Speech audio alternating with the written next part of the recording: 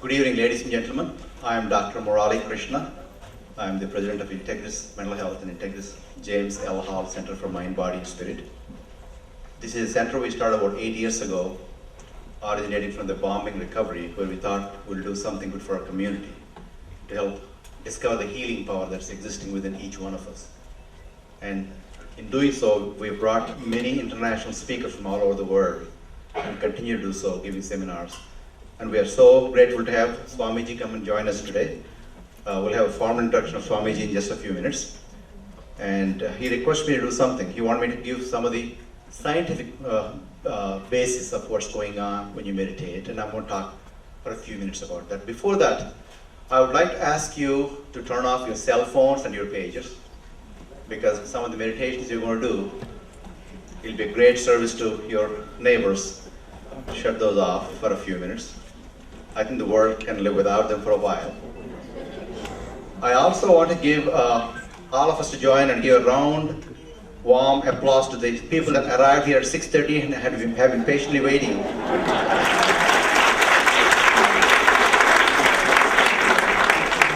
Thank you very much. That's so kind of you that you waited for half an hour to get the other batch come and join us. So we are so excited about that.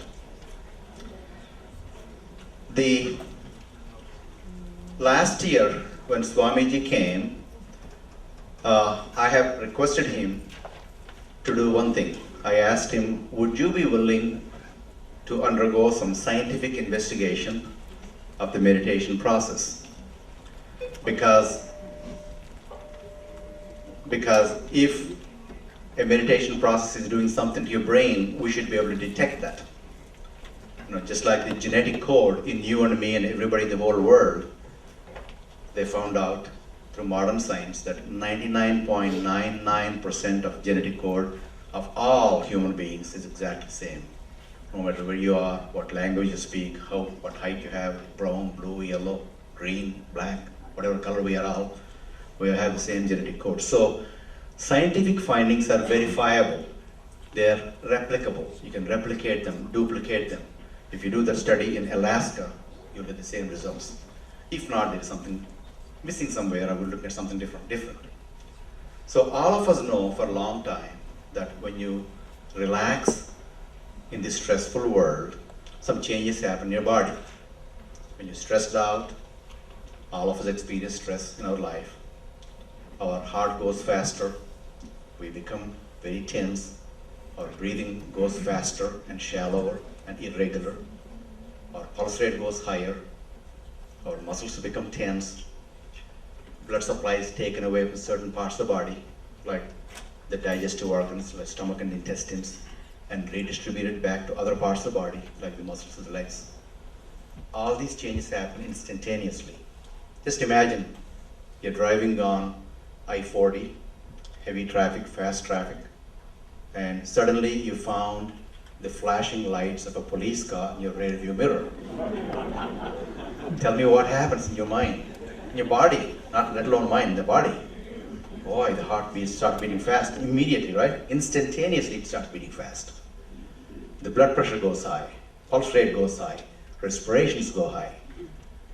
And these changes happen in a fraction of 1 second, not even 1 second, in a fraction of a second, before we can even think what happened. These changes happen automatically. And that's the typical stress response. Some danger is recognized by a part of the brain called amygdala, an old part of the brain. And the same part is seen in very primitive animals. That's a primitive response. It's been there for ages. We are born with it. Our parents had it, grandparents had it.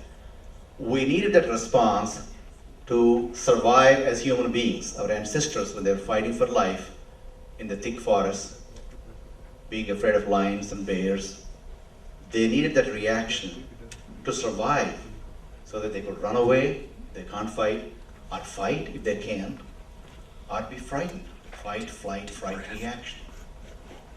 But unfortunately, in the modern day world, we don't need that reaction except in rare situations. You know, we don't see lions unless you go to the zoo. You don't see bears unless you go to the zoo. For us, stress reaction is regular events in life, disagreements, mortgage rate going up or down depending upon where you are in your life, economy, the weather, unfortunate events, whatever. And they elicit stress reaction so many times in each day that research is showing that each one of us probably will go through 40 to 45 stress reactions in a day. We may not even know that's happening in the body. So what's wrong with it? What's right about it? What's wrong about it? It's right if you're facing a life-threatening situation to have that kind of reaction because you better have it to survive. It is wrong if you have it too frequently, unnecessarily happen in your body because you're churning out toxic chemicals that are not necessary. Your body is producing hormones that are not needed to produce. It's like putting in a high gear and trying to climb a hill in your car. That puts strain on the body, your heart, your lungs, your brain, your kidneys. All of it is strained. And it also, suppresses the immune system. Now studies are showing very clearly, stress suppresses the immune system. The stress hormones decrease the white cells that we need to fight with infection, with cancer. They decrease the white cells that we need for repair and defending our body. It postpones the healing mechanisms, so we don't heal as fast if the stress mechanism is evoked frequently. So we're really literally, every day, we are creating a bathtub full of acid and jumping into it every day over and over and over and over. So what you want to learn today from Swamiji is some techniques, meditation techniques, that come from ancient times, from great evolved human beings that Swamiji has himself received through his own evolution, and he's going to be sharing with us. And last year when we asked Swamiji to go through the trouble of subjecting to scientific investigation, he very cheerfully agreed without one complaint. He went for 3 repeat sessions for PET scanning and 3 repeat sessions for quantitative EEG sessions. And these are really not very easy tests to go through. It requires a lot of patience and a lot of willingness to do that. Yeah. So we did that. And Dr. Pam Ferdosi, is she here? She's been very helpful, along with Dr. Rui, in arranging the quantitative EEG and the huge team of people, neuropsychology team at Jim Thorpe Center at the Integrity Southwest Medical Center. And they have found some wonderful things for us. And I'll show some of the pictures, some simple. We went through 3 sessions of PET scanning.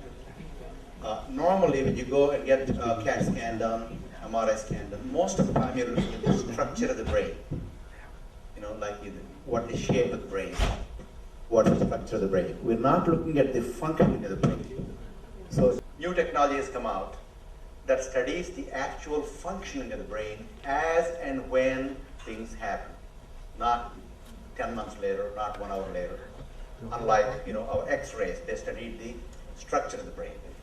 The PET scanning, what they do is they inject a dye, which is a radioactive dye, positron emission, radioactive dye, and that goes and sits in the parts of the brain that are active, that are working at that time.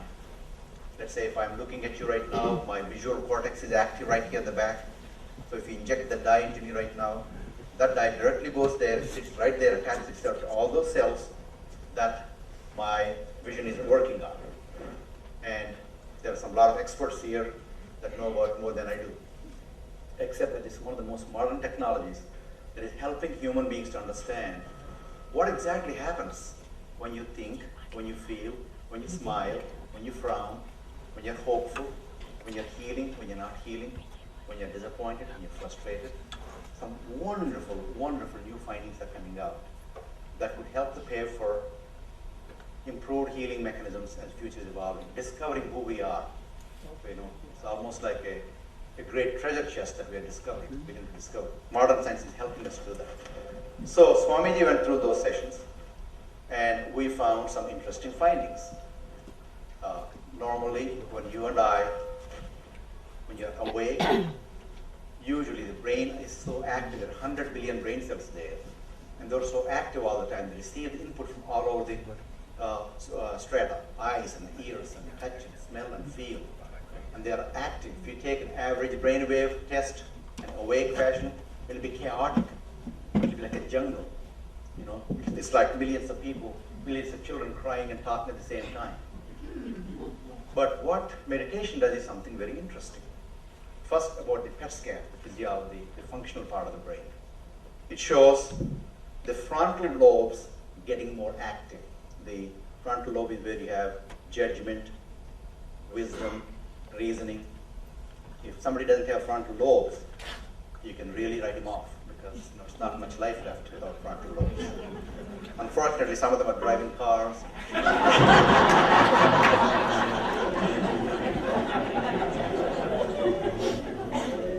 Yeah.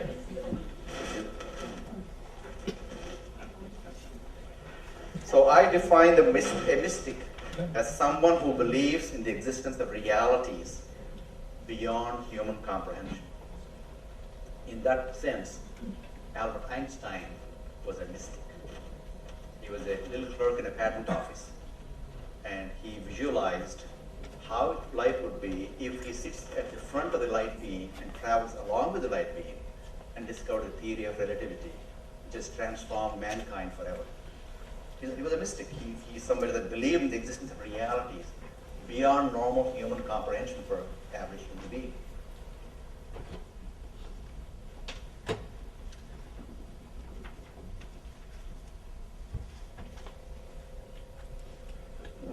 One who inspires a sense of mystery and wonder. Here are some of the brain scans I'm going to share with you. This is alert, non-meditative state. If you look at, let me see, is there a light point? Okay, if you look at the top, it's not very active, not very red and yellow. You know, yellow and red being the most active front. In alert in the back, where he was seeing visual cortex, he was alert.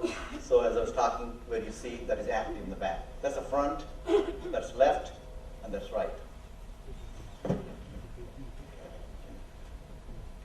Next.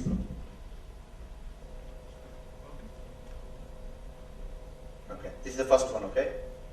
The second one is 30 minutes into 30 minutes meditation. Look at the frontal lobes, how they light it up. They light it up big time. It's almost like it's got so much energy going in there. It's a very clear-cut indication. From the previous picture, I'll show you again, previous picture. See how it is? And how the next one is. Okay. Can you see that? That's in the 30 minutes of deep meditation. Next, 60 minutes of deep meditation. See how one side quietens down and the other side remains very active. 60 minutes of deep meditation. There is something else happening right here in the middle. Right in the middle. Right here in the frontal area. In the middle. It's called mesial frontal area. And here is a deep, deep level of meditation where it lights up significantly right here. Right in the middle. Probably 1.5 to 2 inches deeper. It's called mesial frontal area where both front lobes come and join together like that. Right there. What's interesting was Swami was inside, and that's the last part of that one. See that light right here? Lighting up right here in this area. So what's interesting was I've never seen that before in my life. So the other parts I've seen may not be to the extent that Swami showed, but this is something interesting. There is something called dopamine, which is a chemical our brain is involved in. Dopamine is produced mostly in this area. And when you have any pleasurable feeling in your body, it is mediated through dopamine. It's a neuroreceptor. You know, it's a chemical that transmits messages of pleasure. Basically evokes pleasure. If you eat gourmet food, it is dopamine that tells you it's gourmet food. If you have no dopamine, you may eat gourmet food, but think, oh, it looks like horrible cooking. Same thing is with visual pleasures you have. Beautiful people, beautiful sceneries, nature, whatever gives you pleasure. It's mediated through dopamine. Incidentally, alcohol and chemicals mediate through dopamine. And everything that human being experiences involves dopamine. But what's interesting is that you and I have the potential to create our own dopamine in a big way. So I named it, for lack of a word in the past, the D spot, which is the dopamine spot. Because I know that in America they like good names. I'm not going to name the other spots, but if you can discover your D spot, you got it made in life. The D really stands for divine spot. The D also stands for delight, and the dopamine smile. And that's what you're seeing right there. I think future researchers will confirm. They may name it something different, some better name than what I could name. But that's very interesting. What's also interesting is that he could, at will, go in and out of the states. So we asked Swamiji when he came from the scanning room, when we saw this one, we asked Swamiji, what were you exactly doing when so and so thing happened? He didn't know what was there. He did not see the pictures yet. He said, really interestingly, there were 3 people there, and he said, I opened my third eye. And that's stunning because I learned about third eye as a child, but didn't read about it for a long time, what it is today. But what he said was, I asked him to describe more in detail, what does he mean by third eye? And he said, it's a deep meditative state. It's probably very, very deep state. But he said, it looks like a small petal on one side going and joining. Another side, another petal comes and join together, and then it becomes the third eye, like a blissful state that you experience and open third eye. Isn't it interesting that exactly same area that he was saying he was open? We are not seeing with the naked eye what's going on, but with sophisticated modern technology, we're able to see that some part of the brain is activated that you normally can't see. So that's really a very, very interesting and fascinating finding. And we're going to talk about for a long time this finding. And there are many other findings, but I don't want to take time away from Swamiji's wonderful presentation tonight. And briefly, I'll give you a nutshell what happened with brain wave test QEEG. Quantitative EEG is a computerized analysis of the brain waves. Brain goes through several stages: the alpha, beta, theta, gamma states. Delta is sleep, deep sleep state. Alpha is kind of relaxed, attentive state. Beta is normally what you're in. Beta is really alert state. Theta is really the one that you want to be. It's really deep, deep, deep meditation, deep relaxation, wonderful feeling. He could go in and out of theta at will, anytime. That's wonderful. But here is another one that's really, really interesting for scientists and for sportsmen, for performers, and for Nobel laureates in the future. And that is, there is a special wavelength between 12 to 14 megahertz. Very, very few scientists know about it, even today. If you go and talk to average scientists, they won't know what it means. It's called the SMR range, sensory motor rhythm range. It's a special narrow band of the brain waves. You get into that when you are in the zone. Those of you that are golfers, probably Tiger Woods is in the zone, or Vijay Singh is in the zone. We talk about Pete Sampras in tennis and Raptor, and in football you have so many people. Then when there's the zone basketball championship, you saw them throwing those balls, and effortlessly it goes in, no matter where they're throwing the ball from. That means they're in the zone. What happens is the ultimate coordination of the muscles and the nerves, the body, entire body organs, and the chemistry and the hormones. They become so cohesive to the point that anything is possible at that time. You want to be in the zone. For example, if Oklahoma University football team or OSU football team, which are you support, they found the secret of how to get into the zone, they will be national champions every year. And they'll be probably undefeated for 100 years. The secret is, how do you find that zone? And what's interesting is Swamiji was able to go in and out of that at will. That's really fascinating finding. That's something that's going to be talked about in the future. The SMR range. Then the other thing that's really interested the specialist in QEEG was, Dr. Frodisi and the team was, that when you go from alert state to meditative state, you go through various frequencies, and they're represented in various colors. And I've never seen that myself in my life. When he was going from alert state to deep meditative state, he would go in the same color range, in the same order as the rainbow. The Vibgyar, violet, indigo, blue, green, red, yellow. Vibgyar, same, orange and red, fine. And then when you come out of that range, you would come in the exact same range, opposite. And he did that several times, that kind of stunned us at that time. And those are some of the findings I want to share with you. There's so much more talk about physiology of mind and brain and the body. It's a fascinating field that, this is something that all human beings can relate to, can apply in our own lives. Not only a sophisticated knowledge, but these things have application in daily life for all of us.